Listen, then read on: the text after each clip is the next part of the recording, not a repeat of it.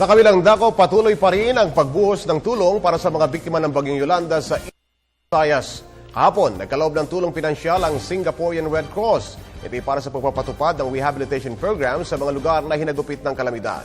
Si Bench Bondok, ang ating tagapagbalita. Dito unang nabubuo ang bawat pamilya. Dito unang nalilinang ang kaisipan ng kabataan. Dito unang naaaninag ang isang magandang kinabukasan. Kaya naman ang pagkakaroon ng disente at maayos na tahanan, lalo na para sa mga naging biktima ng kalamidad, patuloy na binibigyang pansin ng mga kinauukulan. At sa isang turnover ceremony sa lungsod ng Makati, nagkaloob ang Singaporean Red Cross sa Philippine Red Cross ng tulong pinansyal na umaabot sa 1.58 million Singaporean dollars o katumbas ng higit 50 milyong piso. Pinangunahan ng nasabing seremonya ni Singaporean President Tony Tan Keng Yam na isang kilalang taga-suporta ng Red Cross at nasa bansa para sa kanyang 4 na araw na state visit. Inaasahang makatutulong ang halagang ito sa rehabilitasyon ng mga lugar sa Visayas na sinalanta ni Yolanda.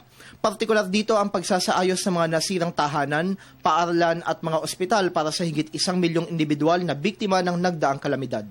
Kabilang rin dito ang pagdaragdag ng mga kagamitang medikal, pagbibigay ng supply ng malinis na tubig at iba pang serbisyong panlipunan. Pagtitiyak naman ng Philippine Red daan sa masusing assessment ang pagpili sa mga magiging benepisyaryo ng mga programa para sa disaster recovery. Kailangan pipiliin mo kung sino bibigyan mo. At yung pagpili, hindi pwedeng kaibigan, kumpare, kamag-anak, or naglalabi. There is a computer that we have designed na dala-dala ng mga nag-a-assess. May standard sila bago ibigay yung bahay. Byuda, walang hanap buhay, o mga tao na may mga kapansanan, o talagang totally wash out yung bahay nila. Sinupin natin yung pagbibigay at pagkatapos ma-assess ng maigi kung sino mga ngailangan para pag nabigyan, sila rin ang tutulong gagawa ng bahay.